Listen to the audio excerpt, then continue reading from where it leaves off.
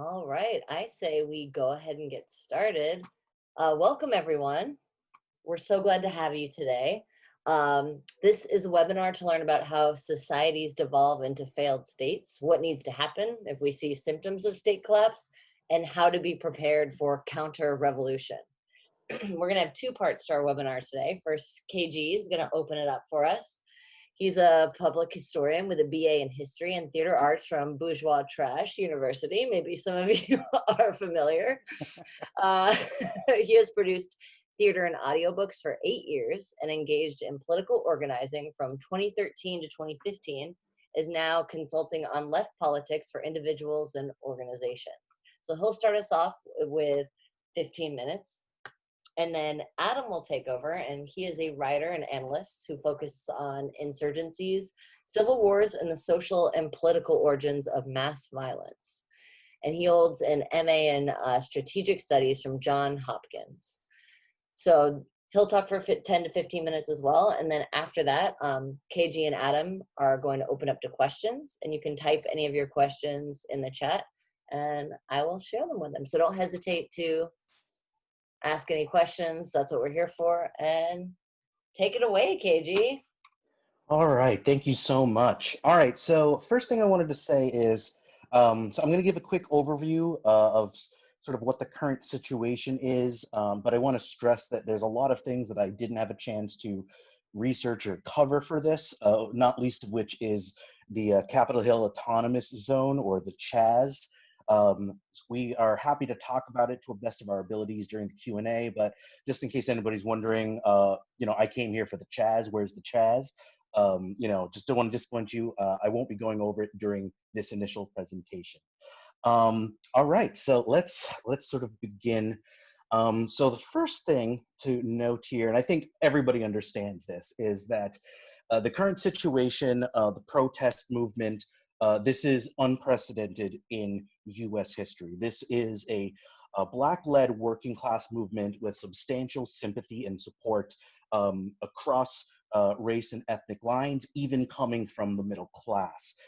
This isn't to say that there isn't a significant number of people who are still against it, members of white supremacist sort of sentiment, that sort of thing. But just to mention that this sort of uprising usually it does not get this level of wide, broad-based support.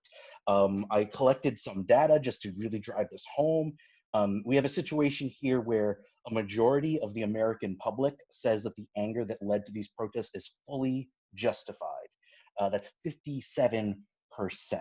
And then on the specific question of things like burning of the police precinct in Minneapolis, 17% say that action, or all the actions, including the burning of the police precinct, are fully justified.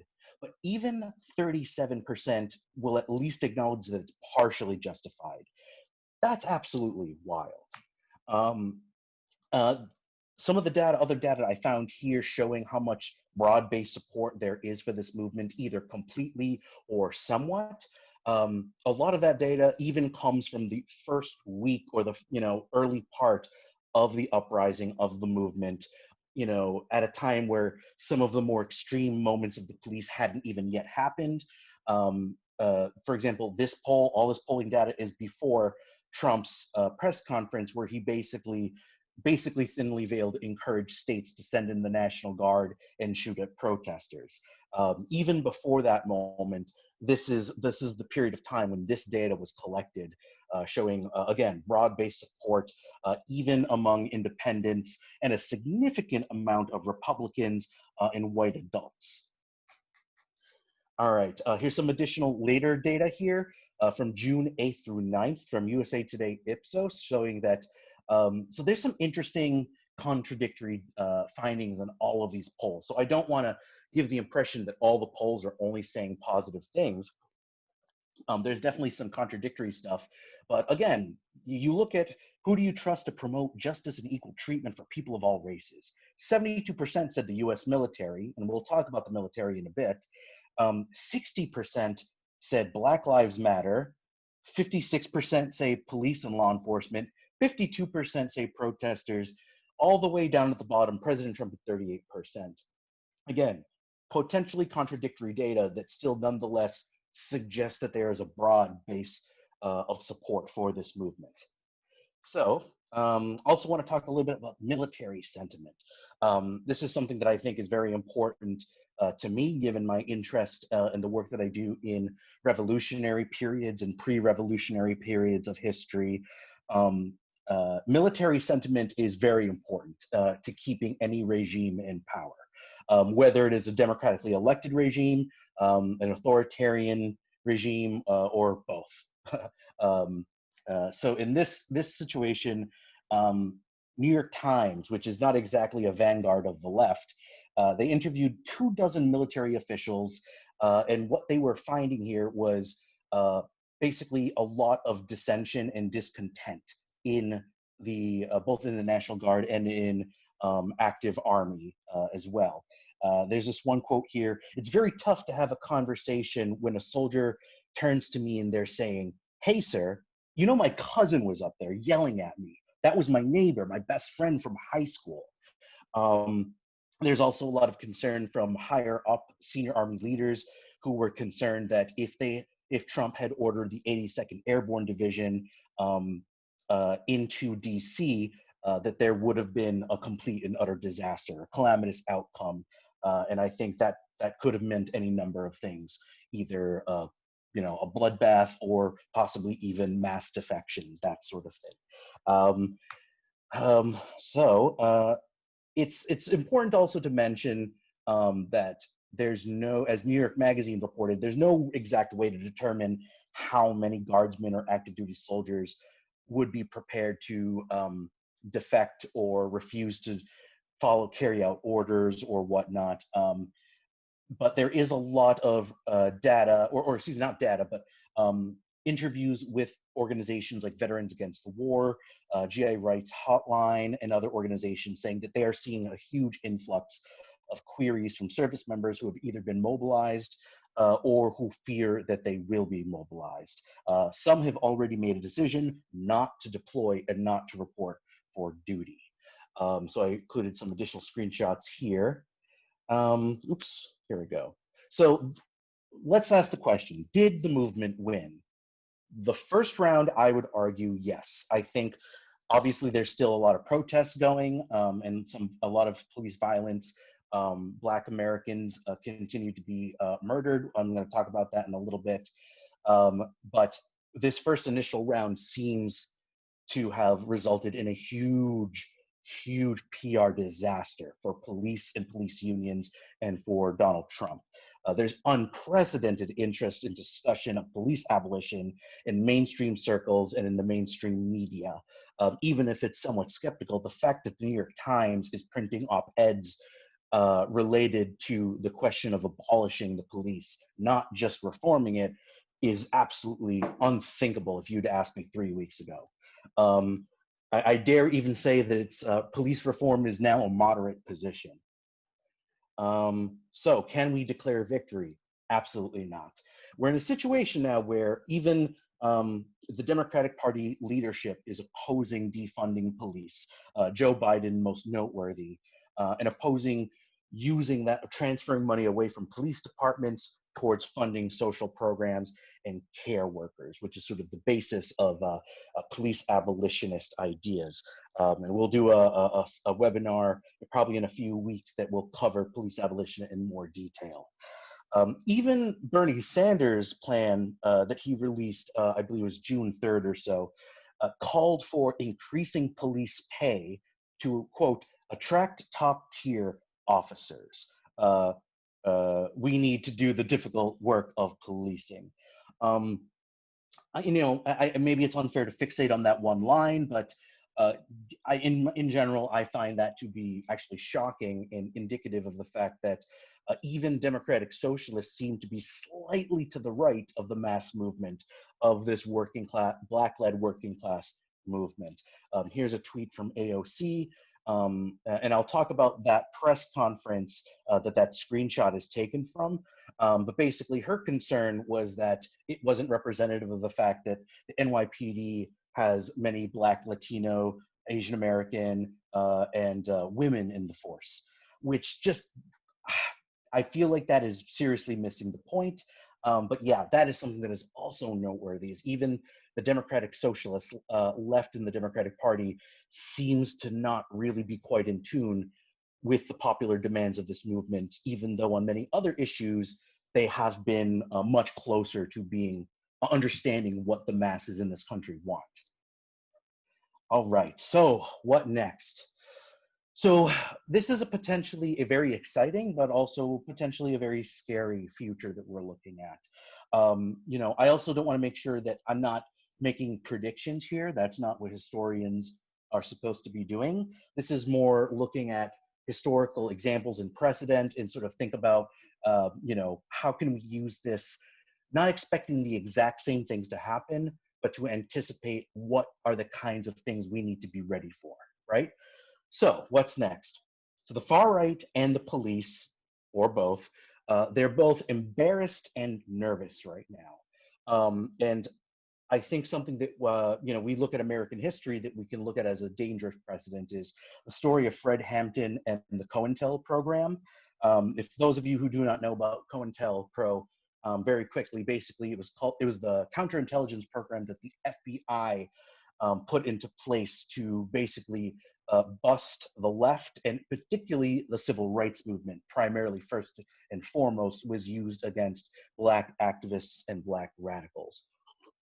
The most famous of these incidents was the assassination of Fred Hampton, who was likely drugged by an informant and then shot while he was lying in his bed at point blank range in the middle of the night at 4:30 in the morning. And Fred Hampton being a very, very influential and really extremely politically savvy leader within the Black Panther Party in the late 60s. Let's move on here.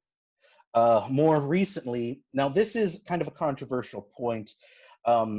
Those of you may be aware that in the immediate years after the Ferguson uprising in 2014, that there have been a string of mysterious deaths of activists, Black activists who were involved in those protests. There are some folks who say there's no proof that there's any sort of connection, but I think after the past few weeks, seeing the ruthlessness on display of the police in this country, as well as being more aware of what the far right and the American white supremacist movement is capable of, I think it's important that we should be we really should be re-examining and considering the fact that COINTELPRO didn't go public for 15 years, for about 15 years after it was first launched. And the only reason we know about it, that there was any evidence at all, was as a result of a break-in at an FBI building where activists stole a bunch of documents. They didn't even know about COINTELPRO. They just happened to be lucky, and some of the stuff that they grabbed mentioned the program. Oops, here we go. The far right, let's talk about them specifically. So let's talk about the Turner Diaries. Again, for those of you who aren't aware of this, I've been sort of describing it as the American Mein Kampf, but instead of being like a manifesto memoir, it is I guess you could call it a science fiction novel. Neo-Nazi William Pierce, under a pen name, writes and publishes it in the late 70s. It's a blueprint for starting a race war, basically taking advantage of civil unrest in Black neighborhoods against police violence, and then basically going in there and launching attacks against people of color and against federal targets and against law enforcement to sort of accelerate the conflict, and kick off a race war to purify the United States of Jews, Black people, and basically anybody who isn't white. Timothy McVeigh most famously was inspired by the Turner Diaries and his attack on the federal building in the late 90s that killed about 138 people, including children at a daycare on site, and injuring hundreds more. It was criticized by less radical, quote unquote radical, less radical white supremacists because it was not yet time to be trying to start the race war. He sort of jumped the gun a bit, if you will. So what is going on so far? So we know based off of recent accounts in recent days that police have been interrogating protesters about their political beliefs, arresting legal observers, NLG folks in particular, assaulting them, arresting and assaulting journalists. And at least one case that I saw going to a journalist's home to harass him. He wasn't even at the protest. They just tracked down where he lived and started giving him crap from outside his window. There's only so much that they can get away with doing to middle class white people, but I want to stress here that historically, these folks are going to face very little repercussions for targeting working class and middle class Black people alike. Here's some more incidents. Police during protests in Chicago broke into U.S. Congressman Bobby Rush's office and like lounged and made coffee and popcorn. Bobby Rush is also a former Black Panther, so I think we have to assume that there was a specific reason he was targeted. There was also a horrifying press conference a few days ago from the Police Benevolent Association in New York that was reminiscent of the stabbed in the back speeches in Nazi Germany. I have a screenshot there. Let's move on. All right, so very, very quickly wanted to talk about two historical situations and examples that I think are somewhat relevant. And again, I want to make sure folks understand that I'm not saying that these literal exact things will happen here. We have a very different rules of engagement, a very different political culture of what you can and cannot get away with in this country than, for example, Guatemala in the 60s through the 90s. But it's important to remember that the US, in this case at least, directly trained and advised the folks who were doing this stuff. So all right, Guatemalan Civil War. Cuban trained guerrillas in the 70s, they enjoy a lot of popular support among indigenous communities. The way they're able to be so successful during this period is they spend years building up ties. In many cases, these are their own communities. Not all of the guerrillas are indigenous, but many of them are. And the civilians provide them with food, medical attention. They give intelligence and moral support to the guerrillas. And as a result, the Guatemalan army loses time after time on the battlefield. And then the early 80s, the Guatemalan army makes the decision that they are going to shift tactics. If they can't defeat the rebels on the battlefield, they're going to launch a terror campaign against civilians, which is extremely graphic. It's some nasty stuff. I won't go into details about it. My next podcast series is about this period of history. But basically, within a fairly short period of time, they've basically completely dismantled the popular support that the guerrillas have, because the folks who used to help them are either dead, were either tortured into becoming informants for the army, or this strange phenomenon where folks basically adopt evangelical Christianity because that was the Efrain Rios Montt, the dictator of Guatemala in the early 80s. That was sort of his thing, was the Catholic priests are Satanists and all the indigenous people are communists. So a lot of people end up retreating into silence. And the sort of way that you assure that the army that you're apolitical is basically by saying, like, I'm a Christian, I'm not involved in politics. Things like that. Let's move on here. Next one, Spanish Civil War in the 1930s. So this one is interesting because I think there's a lot of allusions to the current situation in the United States. So in the Spanish Civil War, it was preceded by years of uprisings and controversial elections, swinging back and forth between the left and the right-wing coalitions. A Republican coalition, which was a shaky alliance of center-left and leftist parties, and then the Nationalists, which was a less shaky alliance of right-wing parties, including fascists. In the eve of the Spanish Civil War beginning, there was a lot of concern that there was going to be a right-wing coup. The left was constantly warning that the right wing was going to launch a coup the next time it loses an election and loses power. But the moderate Republicans, moderate socialists, and folks like that, they're actually more concerned that there's going to be a worker uprising than they are about the right-wing coup. And that creates a situation where when the coup actually happens, the coup that everybody kind of knew was going to come because there had been failed plots on multiple occasions in the years prior, um, the left wants to take up arms, but the government downplays the threat, says, we assure you we have it under control. And in the cities, basically, where the left takes action against the coup, they're able to isolate the army, even though they're poorly trained and poorly armed. And sort of a lot of coup leaders and soldiers in the rebelling units kind of lose their nerve. And they're able to prevent any major cities from falling to the coup plot. However, in smaller cities and in areas where the left followed the directions of the government, which was led by the Socialist Party, that did not take up arms and didn't take up action, you have a lot of situations that just basically end up in massacres and very, very bloody affairs. So those are a couple of examples. Again, I don't want to say that the exact same thing is going to happen here. These are very different contexts, very different political contexts, but more to recommend to folks that you think about the logic behind the counter-revolutionary movement.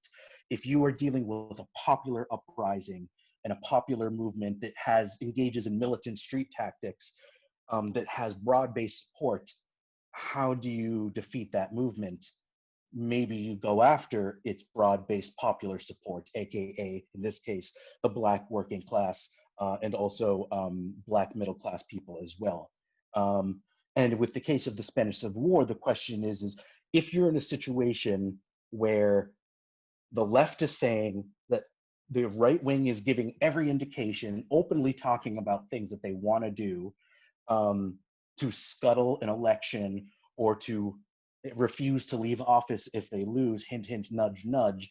But the more moderate, left-wing party or liberal party or whatnot is trying to discourage taking any action, that is something that we should also be aware of, that they may be doing it not so much because they're worried that the left will empower the right wing, but more that they're more concerned about the left wing being assertive and growing in power than taking down the right wing whatever plot. Anyway, that is all I have. I will now hand it over to Adam Patterson for his part. Great, thank you, Kenny. Excellent presentation, and as always, it's great to be collaborating with you. We've now made the jump from podcast to webinar format. At this rate, we're going to be having a TV series in a couple months. But anyway, the section I'm going to talk about and what I want to cover is a slight departure, but also somewhat relevant to what Kenny discussed, and that is failed states, especially in the context of COVID-19 and the upheaval we've seen in America recently. And failed states in the sense of what defines a failed state, what causes state failure, and its consequences, both immediate and longer term. And typically in the Anglophone world, whenever you hear discussion of failed states, it's usually in reference to either states that have collapsed amidst civil war, or in regards to post-colonial or post-Soviet governments that are corrupt, inept, or lack the wealth necessary to provide basic services. But it is also entirely possible for wealthy or powerful nations to also undergo state failure, particularly when unforeseen crises produce stressors that expose kind of pre-existing vulnerabilities and dysfunctions in the organization of that state.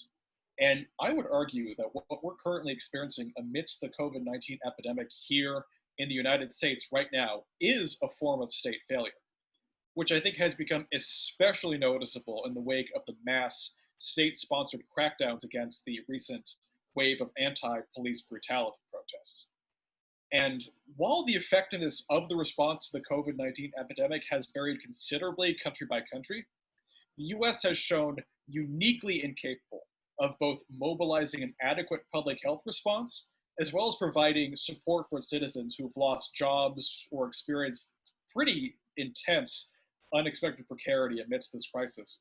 And while some of this is certainly a result of the sheer, just raw, festering ineptitude of the Trump administration, much of it is a result of policy choices that predate 2016. and the emergence of the Trump administration.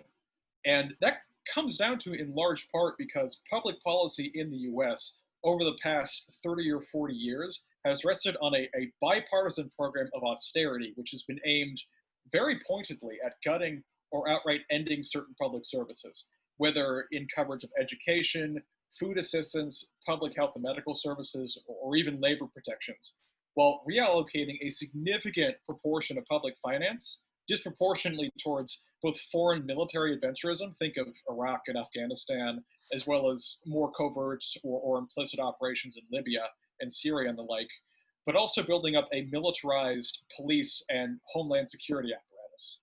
And to give just kind of an understanding of the sheer financial costs of this shift and prioritization of public funding towards that sort of militarized ensconcement, the Iraq War alone, which was just a bloody and wasteful and utterly destructive invasion that caused untold death and produced horrifying geopolitical consequences and little else, cost $2 trillion of public finances allocated by the American state. And these are the kind of things that American policymakers have overwhelmingly chosen to dedicate public finance towards at the expense of the other areas of state. And so while America has refused to invest in its citizenry and neglected, if not outright dismantled, infrastructure and key services, the American state has been oriented increasingly towards investment in the apparatus of force, the apparatus of enforcement and violence. And this has become especially dangerous and noticeable in a very overt and looming way in the wake of the unexpected pressures of COVID-19. America at this point in time currently has the highest known death toll of any country, with nearly 120,000 deaths as of today, June 13th, 2020. Yet at the exact same time, the program of sort of virulent austerity that has been executed since at least the Reagan administration has so thoroughly crippled public services in this country that we haven't even been able to adequately mobilize necessary capacities like testing and medical care. So the federal government is providing minimal or non-existent support to our exclusively privatized healthcare system. The only people in the US who are guaranteed healthcare are active duty soldiers or veterans through the DoD or Veterans Affairs. And on top of that, our hospitals lack bed space and even the medical equipment necessary to treat COVID-19 patients. Like, I'm sure many of you have seen instances of US physicians and medical personnel having to improvise protective equipment from plastic bags. And these are people who are treating, critical care patients on a rapid fire basis and an increasing volume. But beyond the medical and public health failures, the American state has provided almost no safety net or public assistance amidst a crisis that is causing US citizens to lose their jobs by the millions, literally the millions at this point. The only form of assistance in any direct form that has been released was a one-time payment of $1,200 back in March. And there's absolutely no indication our government is able to or even interested in mobilizing any kind of emergency support beyond that, which is dangerous because there's no indication, definite indication of when a vaccine might develop and when this pandemic might actually come to a close. But on the other hand, despite these areas of dysfunction and neglect, it has become abundantly clear in the wake of the anti-police brutality protests following the murder of George Floyd that the one function of the American state that is capable of being mobilized effectively is violence against public dissent. As we've seen across the country, not only are police responding to overwhelmingly nonviolent protests with tear gas, rubber bullets, and direct physical assault, but they've done so in a militarized and comprehensive way that is obvious proof of the generous funding they've received as the other functions of state have been starved. So, kind of in summary, the particular state failure we're witnessing here in the US is widespread dysfunction and neglect across services that would otherwise support the public during a world historical pandemic. And this is because, in large part, the only function of state the US has developed and funded, in this case quite generally, is a militarized and unaccountable security state and law enforcement apparatus. And I think it's also worth mentioning, too, kind of concordant to this, discussing the relationship between state and economic organization, particularly as indicative of a broader dysfunction.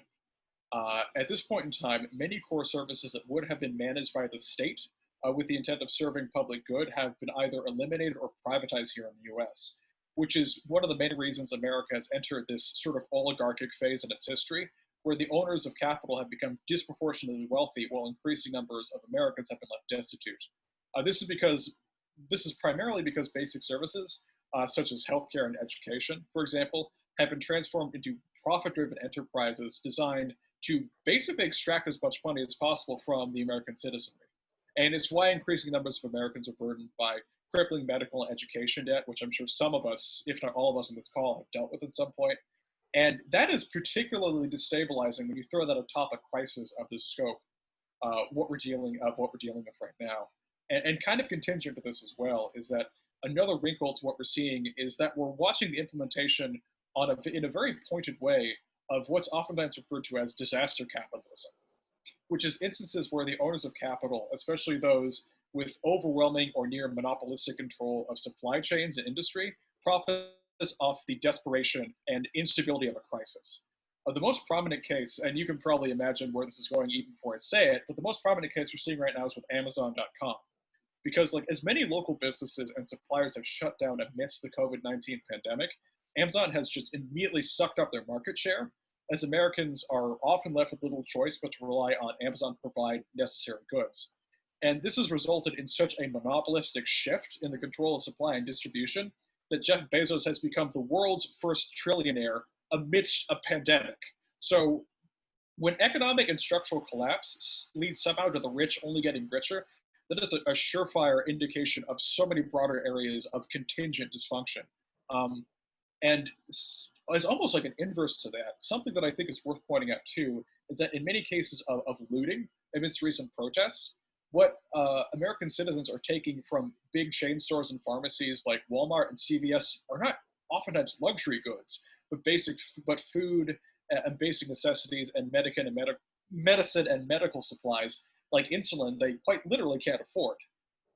And what's so disconcerting too is that what we're seeing right now in terms of state failure is not some random anomaly, but is clearly slated to become a systemic holding pattern unless it's somehow radically corrected against. Like with more Americans out of work, like including predominantly non-white and working class folks, and with more US residents facing the possibility of homelessness and food insecurity as they lose their job and any means of income, the civil discontent in this country is only going to grow. And while the protests in the wake of the murder of George Floyd were a direct response to put it bluntly, an unchecked regime of police brutality in this country, there are other mounting areas of civil discontent that are only going to become more severe over the course of the pandemic, precisely because the only capacities the US government has funded and shown an interest in deploying are the appendages of force and violence. And COVID-19 will almost certainly not be the only crisis of the 21st century. You know, worsening climate change is likely going to produce multiple concurrent crises, encompassing natural disasters, collapse in food production, interruption in trade and supply chains, as well as mass population displacement from regions that have been left effectively uninhabitable due to everything from rising sea levels to desertification and rampant wildfires. And considering the way in which the American state is currently designed, this will risk turning the US into a collapsing state, in effect, in which the only way the government can respond to its own increasingly desperate citizenry, again, is through repression and force, like what we've seen in this past 2 weeks. And if, on top of that, if private industry becomes increasingly monopolistic and exploitative amidst all this, and turns into the only key provider of supplies as both America and the world at large undergo various forms of upheaval, it will result in a growing share of the population potentially being unable to acquire the necessities of survival, again, including food and medical care. And this will only result in further increasingly widespread discontent that the state will, again, considering the precedents that have been set, respond to with force. And that is such a fundamentally incendiary combustible cycle that can lead to pretty serious and growing civil instability. And to kind of wrap this up, this immensely cheerful discussion, there's been sort of increasing talk and speculation about the possibility for the crises of the 21st century to potentially result in a civil war within the United States. A very sharp journalist who's covered the recent protests and has also done foreign reporting in Rojava and across the Middle East, named Robert Evans, has a podcast series called It Could Happen Here that discusses that in a very sort of sober, analytically cohesive way. But to kind of name some of the risk factors we're dealing with here, we have a hyper-militarized police force that is demonstrably very fond of using violence against civilians. We have an increasingly active right-wing militia movement in this country And we're seeing just mounting discontent and desperation that the confines of our electoral politics don't seem to be really capable of addressing. And as disconcerting as it might be to consider, it's not out of the realm of the possible as the next few decades unfold. And while it would take like a whole seminar unto itself to hash out the Civil War question, I want to conclude by giving an overview of the supplies you would really want to maintain access to and ensure you have in the case of any kind of irregular conflict or state collapse. And the funny thing is that there's this whole prepper culture here in the US. This overwhelmingly like suburban, comfortable middle class types. And they tend to focus heavily usually on having like a bunker of their own and being armed to the teeth in this very sort of like boogaloo fantasy kind of image of civil war. And oftentimes when you have people who have lived through or fought amidst like actual sub-state conflict or government collapse, whether it's the Middle East in the 2000s or Eastern Europe in the 1990s, their typical response to this American style of luxury prepper is to just be kind of baffled by how little understanding they have of what is truly necessary to survive. Because, of course, American preppers have never actually experienced that kind of war zone desperation in their life. So while small arms are crucial for protecting your community amidst the Civil War, obviously, it is also vital to ensure you stockpile and maintain access to three kinds of commodities. Food, obviously, medicine, and sanitary supplies.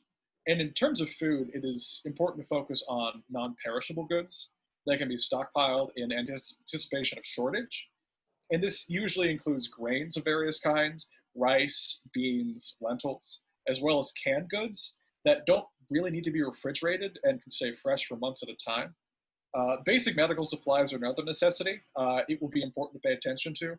These include antibiotics, antiseptics like rubbing alcohol, as well as gauze and sutures, and the equipment you need to perform just basic field surgery. Because something that people often forget is that prior to the advent of modern medicine, one of the leading causes of war, of death from war, were diseases and battlefield infections like gangrene. Like, I think the majority of fatalities during the Civil War from soldiers was not a result of being killed directly in combat, but from disease and from gangrene. And as a final component, you'd also want to maintain access to basic sanitary supplies like soap and toothpaste, which are themselves necessary for good health. Like, you don't want to risk having to deal with cavities or tooth decay when you might not have access to dental treatment for months. So while community self-defense is important during the Civil War or during potential state collapse, some of the biggest priorities rest on maintaining just basic nutrition and public health. And on that profoundly lighthearted note, I will wrap things up and let's move on to questions. All right, we have some excellent questions in the chat here. The first one is for KG. Should we be taking a firearms course, and are there leftist ones? That's a great question, and also a tricky one to answer. I think I will say this. I want to also preface this by saying that I don't want to give anybody the impression that a civil war or something of that scale is inevitable. I think it's avoidable, and also to say that if something like that were to happen, it won't necessarily look like what you think it will. It may be shockingly banal and not that different, like a more surreal version of the world you live in. Again, the It Could Happen Here podcast does an incredible job of sort of explaining what modern contemporary civil wars have looked like, instead of like the gray and the blue sort of image that Americans have from the first American Civil War. So should people be taking firearms classes? The first thing that pops up to me from a historical example is in the Spanish Civil War. As I mentioned, a lot of the leftist militants, anarchists, Marxists, communists, all kinds of folks who took up arms to fight against the nationalist and fascist, and eventually the Nazis actually got involved in that war as well. One of the things that I remember was that because they were so poorly armed and poorly trained, there were a number of incidences where people did actually injure themselves or others because they didn't really have much time to learn on the job how to use firearms, particularly older or antiquated firearms. So I think that's something that I think about a lot in terms of it's best to sort of prepare and kind of understand how to use these instruments. And I think for a lot of people, that's going to be kind of counterintuitive. I'll say this myself, my background is Central American, and in the country where my family's from, people have guns. Like it's not unusual at all. But nonetheless, when we come to the United States, we kind of find the American gun culture really creepy and weird, and icky. Which is not to say that we don't have our own problems, but to say that I think that it's not unreasonable to be grossed out by American gun culture, but also to sort of take seriously the possibility that even if you're not the kind of person who feels like you would want to do any fighting, and I think that's most of us don't really see ourselves as that person, having those skills, being able to share that knowledge could be invaluable. Are there leftist training clubs or gun clubs? Yes, there are. I would look into to see if there's a John Brown gun club or Redneck Revolt in your area. My understanding is those folks have actually been involved in sort of helping out with some of the security concerns in the Chaz. I don't know if that's accurate or not, but generally speaking, I hear really great things. I've chatted with a few folks from those organizations. They're chapter-based organizations. There may not be one near you, but if there isn't one near you, I would recommend reaching out to one of those organizations. And again, they're not the only ones. There's other ones too. There's queer gun clubs. There's black gun clubs, all kinds of different groups. You just have to do the digging. But yeah, if there's nothing near you, reach out to one of the existing chapters and basically ask for advice in terms of how do I do this in a safe and also do it in a safe way. Awesome. Our next question is there a correlation to where we are in the pandemic and the mobilization of the police against protesters, specifically against Black Lives Matter protesters? These protests are coming at a time when states are starting to loosen restrictions on shelter in place and stay-at-home orders, so the police are also starting to come out more. If it were earlier in the pandemic, do you think the police responses would be the same? Adam, you want to go first? I have some thoughts, but you can go first. Yeah, that's an interesting question. I mean, mobilization of police, if you're earlier, so it's complicated because I have seen, at least where I live, the police are not necessarily wearing masks and they're not behaving any differently than they were before. And I get the sense the response wouldn't be radically different. I think the greatest determinant of a change in the police response is not, at least by my take, not whether this had happened now or in April, but how the police respond subsequent to this initial uprising. Because what we're seeing is a radical shift and the reevaluation potentially of basically civilian-police relations, if that makes sense. And if the police, especially the American police apparatus, which Kenny has discussed quite thoroughly and accurately, develop a sort of persecution complex amidst increasingly kind of bitter and openly hostile attitudes towards the public, the response might get nastier. So it's a question of how incidents play off each other, I think, going forward. And whether now or April, I'm not sure that would have made a huge difference, but it could be off. What's your take, Kenny? Yeah, and so I don't know if this exactly answers the question. And I apologize if Adam went over this. I had to fix something in the middle of his talk, so I may have missed part of it. But I think sort of the main impact of COVID-19 is maybe not directly, didn't directly affect how the police conducted themselves, but more its relevance, I think, might be more in terms of what compelled, one, such a militant response from street demonstrators on top of obviously already I think obviously the image that was going around of George Floyd's murder being so reminiscent of Eric Garner, I think that was shocking in itself on multiple levels.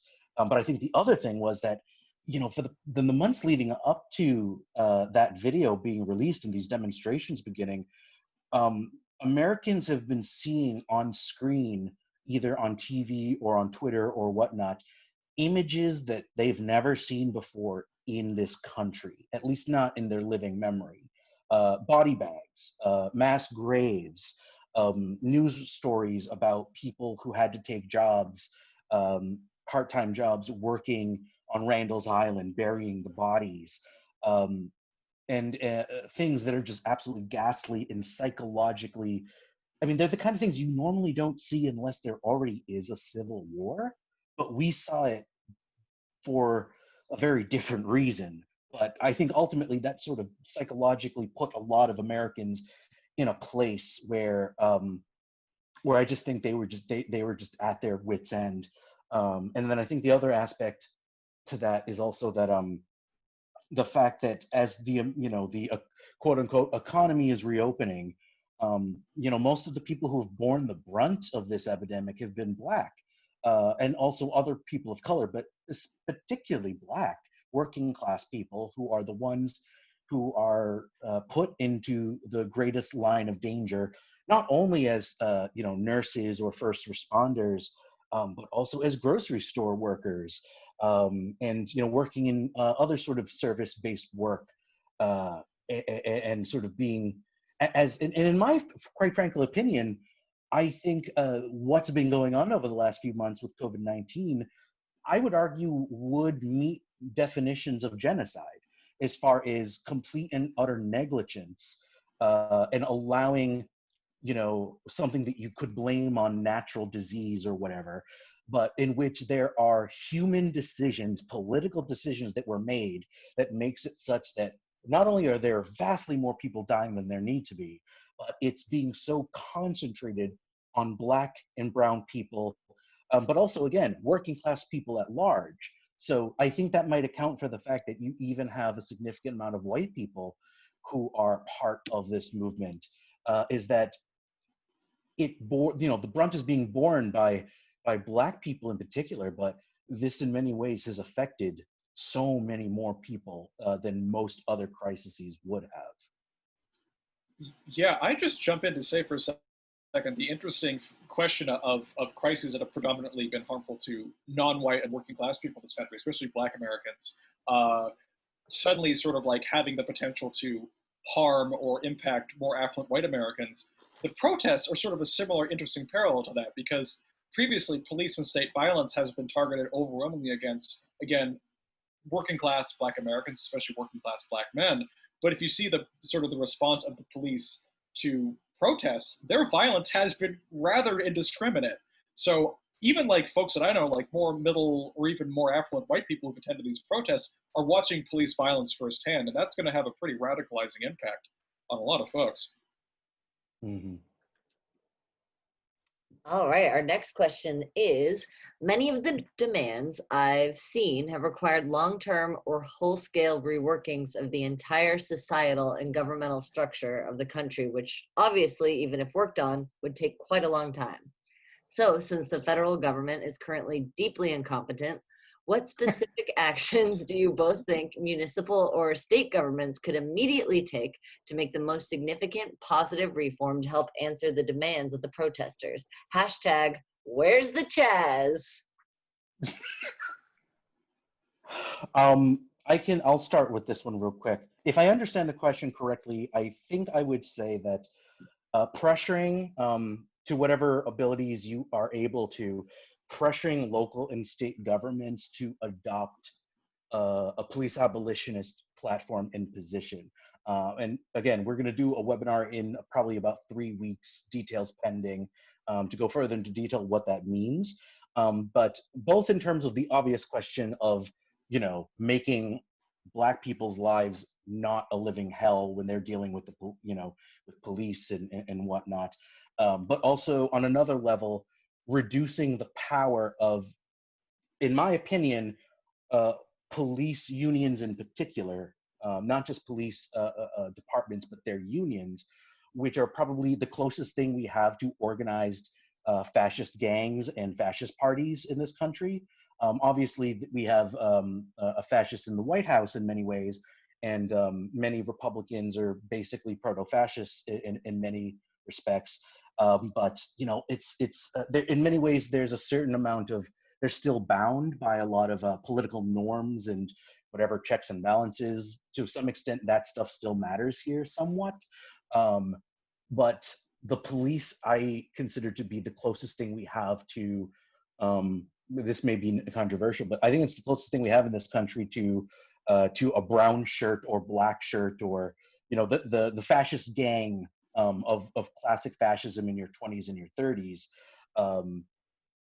either in their official capacity as unions, or possibly, and this is another thing that I'm also worried about, if, let's say, we do manage to abolish the police, how many of those folks would then and just go and join an officially white supremacist organization? So I think there's also a question of making sure that our police abolitionist platforms includes, you know, and I think other folks who have a better answer on what this would look like, some sort of you know, truth and reconciliation sort of program, reintegration program. I don't know that, you know, you'd be able to get that many cops to then become social workers, but at the very least, don't do what they did in Iraq and like completely demobilize the entire Revolutionary Guard. And then next thing you know, all those unemployed guys who have guns and training just end up joining like Sunni extremist groups and things like that. An imperfect comparison, but I think that's something that we also have to keep in mind when we advocate at the state and at the local level a police abolitionist platform. And I think that's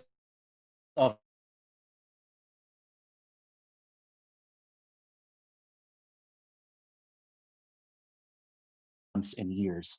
But yeah, I think doing what we can to reduce the ability of the police to bring down the boot. So, you know, to start, get rid of all their, you know, their access to lethal and less than lethal weaponry and whatnot. Yeah, no, I don't think I could really improve upon that statement there. But yeah, breaking the power of police unions is vital, and really moving towards a paradigm expressed through policy and almost like a governance philosophy of seeing the police, recognizing that they exist to serve, you know, serve the civilian population, serve local residents. That what we're seeing right now, essentially, especially as Kenny mentioned earlier in his presentation, with the sort of like almost wine threatening of the police unions, is that they're expecting the sort of American population to acquiesce to them, you know, to not make them feel as if sort of their power is in any way threatened by the populace. And when you reach that point where a active nationwide structure of police unions are trying to ensconce as much power as possible, contrary to civil demands to the, you know, to a disarmament or at least reform movement, you've kind of reached a dangerous point. All right, our next question is, what are the chances of a military coup or some sort of intervention to overthrow Trump? About a week ago, there was a flurry of odd signals from the military. People are worried about Trump attempting a coup. What if it's the other way around? So I can hop on that one if you don't mind. I'd say, in full honesty, relatively unlikely, because the funny thing about military coups is that the highest predictor of a military coup is a preceding military coup. Like, if there was a history of military coups or state takeovers, we've seen it all over the place in post-colonial states in Latin America, especially Brazil. And the interesting thing about the military is that in the US, say what you will about the foundations of our political system, there has been a focus on trying to use every possible set of checks and balances and parameters to make the US military a domestically apolitical organization. Well, of course, it's impossible for any organization within a political apparatus to be purely apolitical. America does not have a history of appointing generals to power and a direct pipeline from, you know, military ascendance to the presidency. It's actually in the American Constitution. The outline is that the president is the civilian head of the military, effectively. The president is more powerful and has power authority over even our most premier generals, which is not to say that there can't possibly be dysfunctions within our military system, which is not to say that the American military has not been deployed for utterly unjust and destructive ends, like, for example, the Iraq War. But the likelihood of considering structures, history, and sort of the state of our military, which is trained to see itself as an apolitical organization, the likelihood of a military coup happening considering structural antecedents, I'd say, is unlikely. And in terms of Trump attempting a coup, Trump would actually, of course, need the military to do that. And as much as there might be some sort of rank and file support for Trump, much of the military leadership, both mid-tier and upper level echelons of the American military, do not like him. They don't respect him.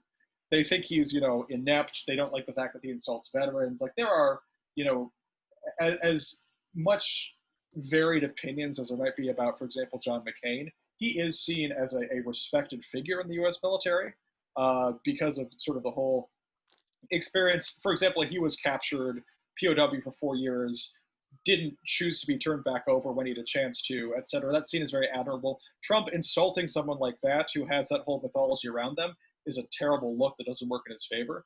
So he is not well liked by the military, nor does he have the connections to the U.S. military to really, even if a window opened, I think try to mobilize a kind of coup, if that makes sense. Yeah, I think, and I think you have an excellent point about the fact that usually the best indicator is a pattern of previous coups. So in the Spanish Civil War, there were previous failed coups that occurred during the Second Republic period. So I would say in our case, maybe the military coup of generals removing Trump or vice versa or anything like that is very unlikely. So what is something we do have a precedent for here? Voter disenfranchisement, mass voter disenfranchisement, intimidation of Black people trying to vote, basically stealing elections. So I think one of the things that I'm concerned about is not so much like something that the generals would be leading coup-wise. Sort of the scenario that I see happening is a situation where Trump wins, but it's blatantly obvious that there was massive voter disenfranchisement that happens, and that his election is basically illegitimate, and that would spur a protest movement.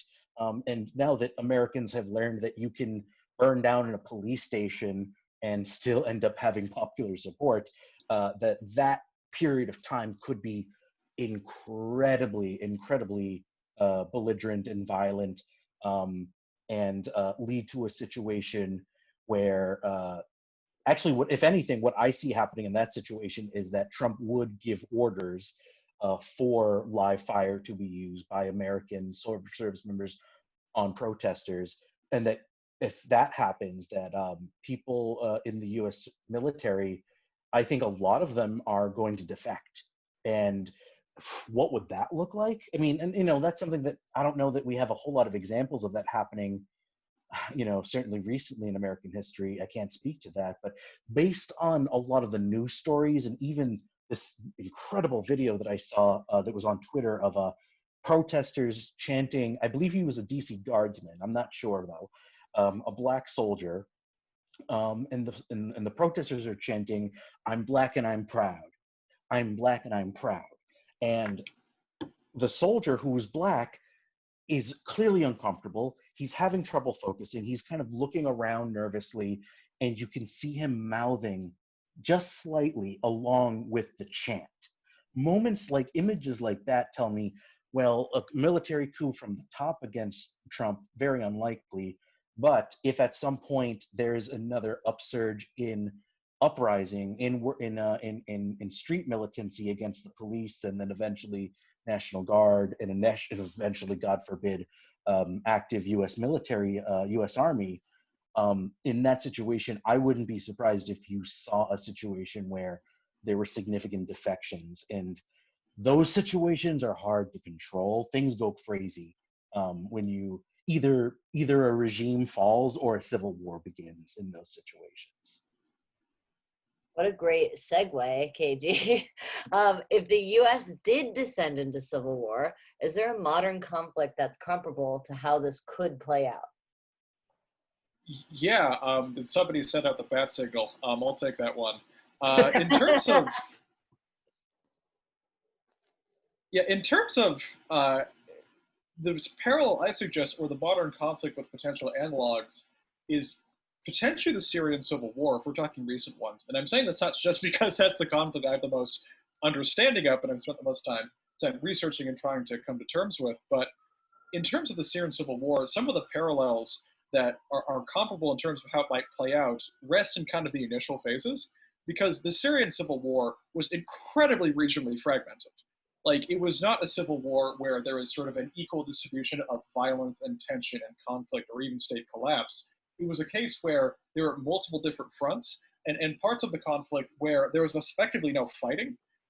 If you didn't have the news or if you didn't hear mortar shells firing in the far distance, like, for example, in the predominantly Alawite coastland in northwestern Syria, you wouldn't be able to tell. Whereas in other cases, there are cities that descended into just absolute, just constant, just really intensive urban fighting for months, if not years. And there are other places, for example, in Syria, if you're looking in Rojava in the northeast, where there was sort of like almost a quasi-secessionist, but not really, but more self-governance movement that occurred. So in the US, what we'd probably see, if God heaven forbid, because civil wars are terrible, inevitably terrible, but were it to happen in the US, there would probably be pockets of situationally dependent, potentially conflict, depending on how things shake out. If it's a consequence of civil repression, which it could well be, that would lead to a lot of intense, potentially military or police conflict with, previously unarmed folks in the cities. That could lead to that sort of playing out the sort of standard sort of urban guerrilla activity. While at the same time, there would be huge swaths of the country where nothing is really happening, where there is a complete sort of segregation of violence to particularly politically volatile areas. And on top of that as well, to kind of segue into or tie into Kenny's mention of questions of how the military would act, in the Syrian Civil War, there was just a mass split in the military, where there's a huge sort of like bisection down the middle between, soldiers who remained loyal to the government and those who joined the anti-government or sort of anti-Assad opposition. And that could potentially happen in the US as well. And that's always quite dangerous, but it is highly unlikely that the US military would have a unanimous, especially among rank and file soldiers, a unanimous sort of singular attitude towards any prospective side in the Civil War. I have nothing to add. Great. So our next question is, would an engineered state failure of the US not be the ultimate exercise in disaster capitalism? A collapse into feudalism with likely massive loss of life? And they added, don't feel compelled to respond, I'm just planting seeds. But I didn't know if you guys might be compelled to respond. Well, I just want to be compelled to say that I know the fellow who submitted this question, and this is the most on-brand thing I think they've ever said, which is saying something. It's incredible. Thank you to the anonymous fellow who submitted this.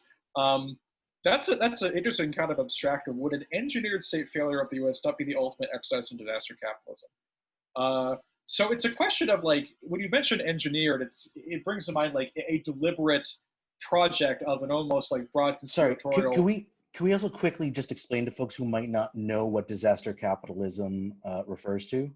Yeah, I talked about it a bit in the presentation. You might have missed when you were dealing with that's the part stuff. I was missed. Oh, I'm sorry. Okay, yeah. In summary, disaster capitalism is the exploitation of disasters or crises for the more powerful and elements of capital to basically grab up more market share, control wealth of distribution and supply lines, and basically enrich themselves and entrench their power and almost like market autocracy or sort of like market autocracy in a sense amidst crises that sort of decrease competition and cause desperation to be exploitable. And in terms of, when you say a sort of engineered state failure, that sort of might bring to mind like a almost conspiratorial, in the literal sense, a broad conspiracy to deliberately plan ahead of time to usher in state collapse.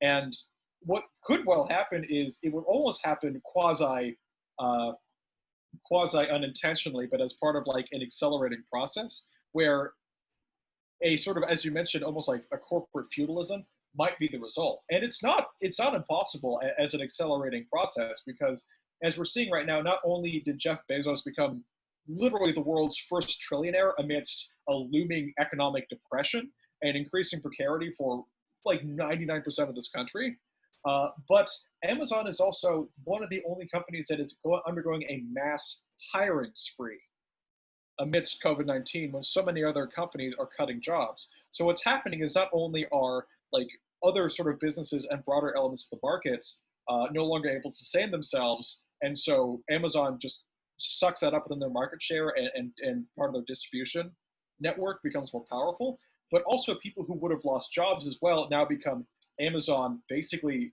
contemporary serfs. So it's entirely possible that the collapse in the US as facilitated by privatization of the neoliberal project could lead to sort of the anarcho-capitalist hellhole of, basically an implicit serfdom where what were hyper-powerful sort of corporate entities that have monopolistic control over so many areas of production and distribution both distribute and determine the price and allocation of supplies themselves, but also really the only ones who provide jobs. So, and it would potentially accompany a loss of life or at least precarity. So even if it's not explicitly engineered, so much of the neoliberal project has implicitly engineered what we've come to at this point. Yeah, and I think the only thing I'll add to this is also that, and I think this applies to some of the other points and things we've talked about, is that a good chunk of this country, specifically in capital, the capitalist class, as well as even within your like moderate Republican, the few that still exist, and even within the Democratic Party themselves, they may be very, very, very much like disgusted by Donald Trump specifically, but basically, one of the things that I'm concerned about is that when Donald Trump is gone, and whenever that is and however way it happens, is that fascism and proto-fascistic parts of the existing Republican Party, of entities like police and police unions, and of the straight up terror in like militia organizations that currently are out there doing their own thing as non-state actors,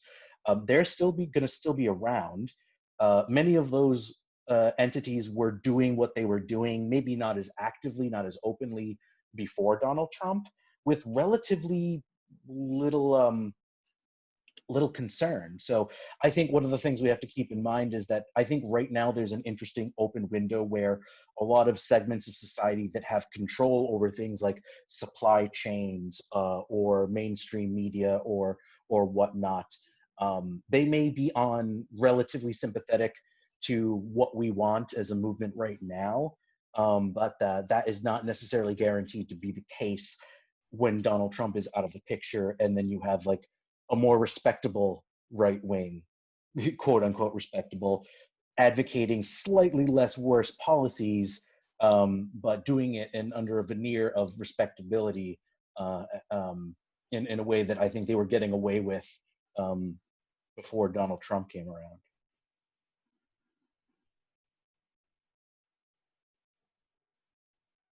I was muted. All right, the next question.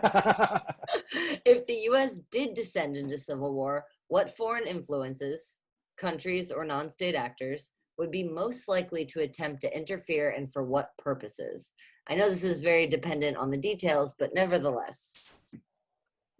Yeah, I'll hop into that one because it's like Bat Signal 2.0 for me. Also, hey, I just want to thank Ayal for joining the seminar. What's good? Thanks for the question.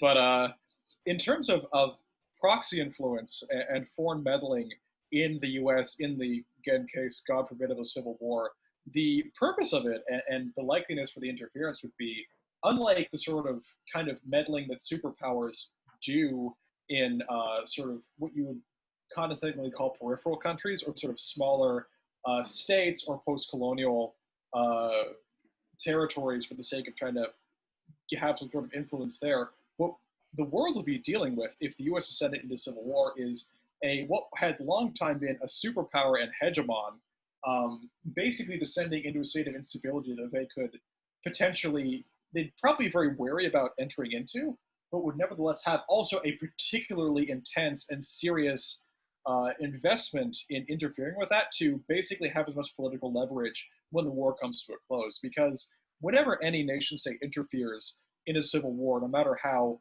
sort of momentous or the scale of that civil war is, the purpose ultimately is to steer it in a direction that they find favorable to their geopolitical interests, but also on top of that to have a stake in how the post-war sort of restructuring occurs. And as much as so many Americans, especially American liberals, tend to focus on Russia, influencing our affairs, my bet on who would probably be the most aggressive proxy meddler, China, hands down. Because, and I'm not one of those people who's an advocate for the quote-unquote new Cold War with China, but the fact of the matter is China is an increasingly powerful player on the world stage that is intent on throwing its weight around as sort of expanding its sphere of influence against what had long time been sort of U.S. hegemonic dominion. And were the U.S. to basically collapse into itself in civil war, there would be a huge sucking power vacuum where our foreign influence once was, because a country in civil war is not exactly upholding its diplomatic and military apparatus outside itself as a priority anymore, to put it gently. And what we probably see is, if anything, probably China would be doing the most work to attempt to, whether it's provide covert support or direct support to factions that it might see as most acquiescent to its own geopolitical ends. But you'd probably see all sorts of countries do things. You'd probably see, longstanding U.S. allies try to support various factions. Like, I don't know that the EU would get in on that as well. So probably in terms of the countries that have both the geopolitical eminence and the vested influence in inserting themselves into an American Civil War, other NATO member countries, probably, as well as China, and probably throwing some total oddballs like the Saudis getting in there. But who knows what those freaks would do, because we've been funding them so much, they might, turn around and do something strange back. Anyway, that's a huge, fascinating question that I can't even pretend to answer in 5 minutes. Kenny? First, my joke answer, which I've been pitching a movie idea. So if anybody know any angel investors, I want to do a new remake of the Red Dawn film from the 80s. But instead, the Cubans come and invade the United States and save our asses from the fascists. So I think we're sitting on a gold mine here. My serious answer, and this is actually maybe a slightly different angle on the question, but one of the things that I've been thinking about is the international response in the protest movements, including very militant ones that have broken out in solidarity, in support of the movement for Black Lives, this current incarnation of it in the United States. If any of you saw that video footage from Greece, from I believe it was last week, where a bunch of, and if anybody pays attention to the Greeks, they know how to protest and riot, let me tell you. But there's this incredible video where a bunch of them break through police lines, and there's yelling and screaming, and there's like tear gas flying, and then these dudes start running at the U.S. embassy, and they hurl Molotov cocktails and set the embassy on fire. They didn't destroy the whole building, but it is still an incredible sight to see. And with all the news reports about statues being taken down in the UK, and then I think statues of King Leopold in Belgium were taken down as well, knocked down by protesters.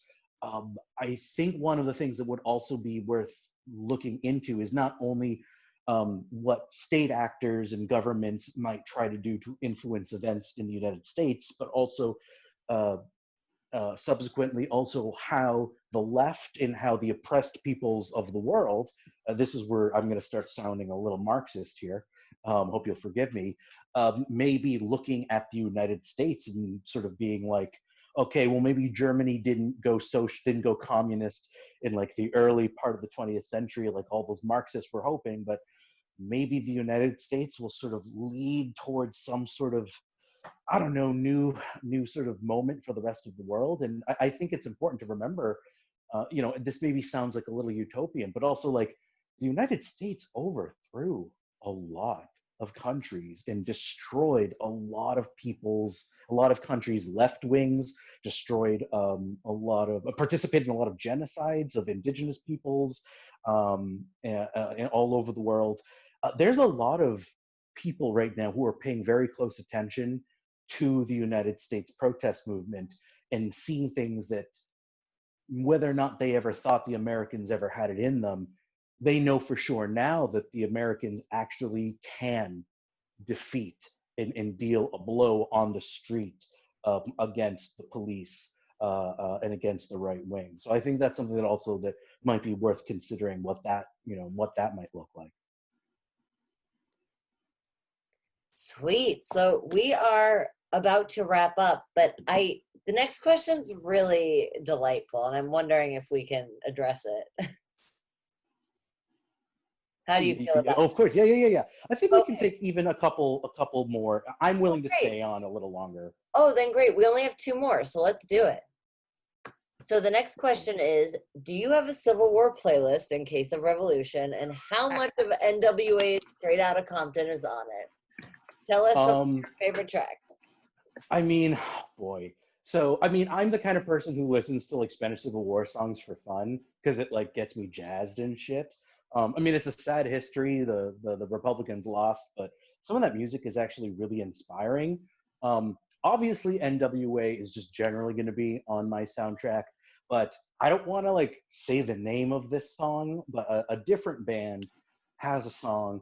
I don't want to say exactly the name, but I just recommend everybody Google Ice-T's metal band Body Count in the early 90s and a certain song of theirs that you cannot find on Spotify, but you can probably find on YouTube and find all kinds of fun news stories from the early 90s where Ice-T's band sort of kind of started a bit of a hubbub, very relevant to what we're talking about. But yeah, I won't say the name of the song. Yeah, but Just you can Google, probably get. Google Body Sorry, Kenny. Count. I'm done. Yeah, I was gonna say if we're gonna, I mean, I hope this doesn't get me purged, but if we're gonna talk, sort of really seminal hip hop records from that area, I'm afraid I'm gonna have to go with Boogie Down Productions, By All Means Necessary, rather than Straight Outta Compton. Apologies, attendees who feel otherwise. But yeah, my Civil War playlist. That's a really great question. I don't know. I'm such a huge metalhead that would pretty much anything in my normal playlist would also be a war playlist, so that's kind of a bust. But yeah, I don't know. My Civil War playlist. Oof, there would be some Slayer in there. There'd definitely be some Slayer. I'll leave it at that. Yeah, I feel like that's your next step is create playlists on Spotify to share with the participants of your Civil War playlist. I think I just want to take a quick serious moment and be like, I hope this doesn't scare people too much. Like, again, this stuff is not inevitable. It's good to talk about it so you can sort of have a greater context for the things that, we might end up seeing over the next few months and years. But, it is also important to remember that, like, for a lot of people, life does continue on in some weird sort of ways. And there's joy and there's laughter and there's, all those sorts of things. As someone who spends a lot of time reading about this stuff, it can be very sobering and a little bit overwhelming at times, but also like, life goes on, and also not everybody is going to be, running around with a Kalashnikov, taking territory and holding forts. Like, maybe you just have a farm, a little collective farm share, do some urban gardening to feed people, learn how to be a medic, that sort of thing. So I think, again, I recommend, Adam recommended It Could Happen Here, the podcast by Robert Evans. There's actually some episodes of that are shockingly optimistic about one of the things that really meant a lot to me as someone who has struggled with depression and a number of other conditions, mental health and behavioral health conditions for years, is that there's this weird phenomenon where oftentimes a lot of folks like myself actually experience a huge improvement in our symptoms and in our, mental and behavioral health issues during moments of intense crisis. People who go from, I can barely leave the house and I just feel like awful all the time, to all of a sudden, like, I'm driving an ambulance and taking care of people and I've never felt, more fulfilled in my life. Fascinating phenomenon that Robert Evans goes into, that for me personally kind of helped, forgive the term, kind of take the edge off of a potential civil war a little bit. Yeah, and I'll just piggyback off that. Thanks, Kenny. That's again for both boosting Robert Evans' podcast and that really insightful read on how human beings adapt to and respond to crises and civil wars. But like again, I'll just sort of double up and say that I don't want this to sound like we're scaremongering, but I think it is really important to have a sober understanding of the way in which sort of the potential future could shake out and the risks at hand to both anticipate them, but also potentially correct against them, so we don't have a particularly tumultuous outcome.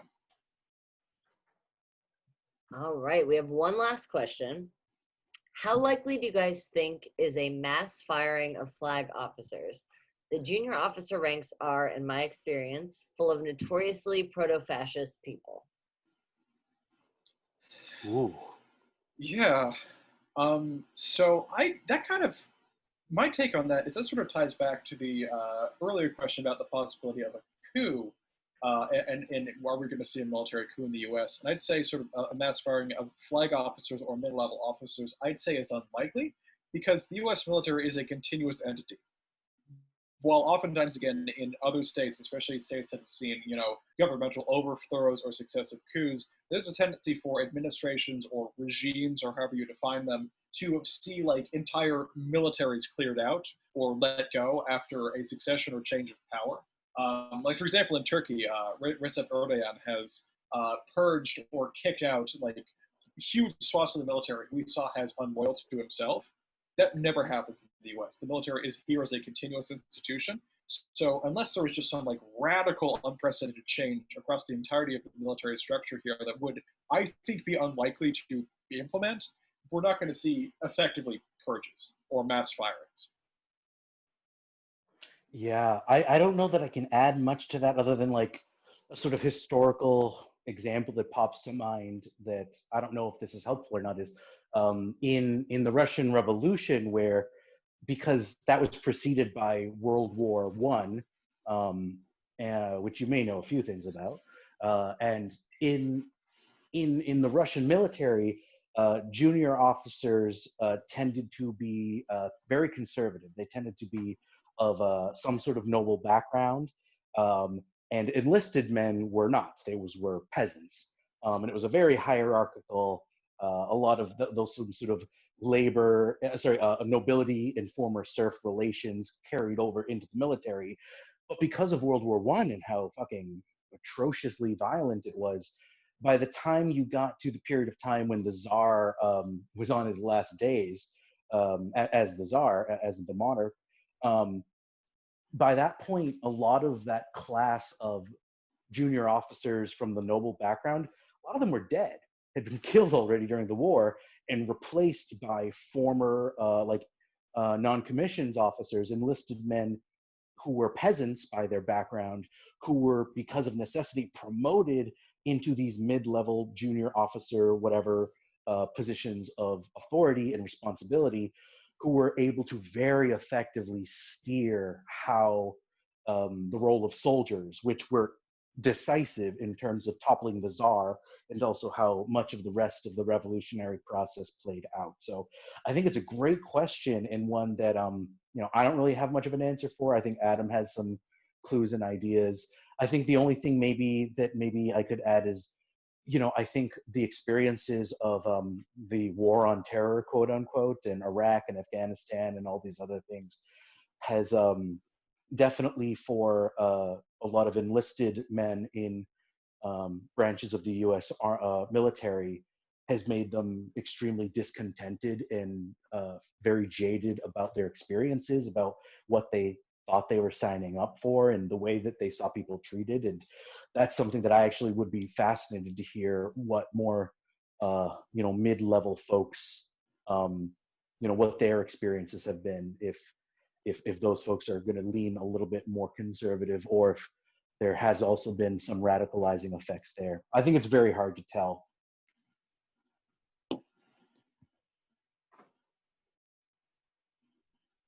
Well, Kelsey, are you on mute? I am not on mute. Not this time. I figured it out this time. That was great, you guys. I think that brings us to the end of our time together. We have no more questions. And all right. Shall I close it out then? Yeah. Take it home, KG. Okay. Well, again, thank you so much to everybody for joining, and especially to Chelsea and to Adam for participating in making this webinar happen. I have a few other webinars in the planning work stages.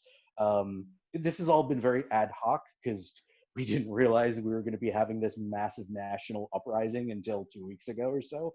But we'll be working, as I mentioned, on a police abolition.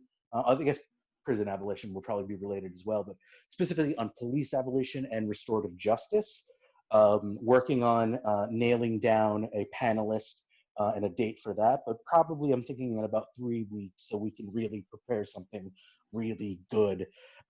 Also looking into organizing a webinar on building a state within a state through a social movement, through political movements, using the Second International Parties of Europe, social democratic parties of Europe before World War I as sort of our example, to talk about how can a political movement begin to build infrastructure in civil society of like the left, of like the egalitarian one we think of, while an existing state already exists. And then, yeah, hopefully we have a few other ones that we'll be able to put out eventually, but those are the two that are the most underway right now that I'm very excited to invite you all to. But yeah, so I'll just say that I'm also the host of The Movement, a podcast history of the masses. We do long form narrative driven histories of the left, of liberation movements. We try to focus as much on the perspectives of working class people, people of color, women, as much as we possibly can, so that, you know, we're doing social history. We're not doing great man theory, none of that crap. And the next series that I'll be premiering, hopefully within the next month, is on the Guatemalan and the Cuban revolutions. I'm very excited. It's going to be a very personal story for me, and I'm very excited to share it with all of you. You can subscribe to The Movements on Apple Podcasts, on Google Podcasts, on Spotify, on Stitcher, and you can support the show and help me to continue doing other forms of webinars and free political education by donating and becoming a supporter at patreon.com/movementspod. And with that, thank you very much, and I hope to see you all soon. Cheers. Cheers. Thanks, everybody.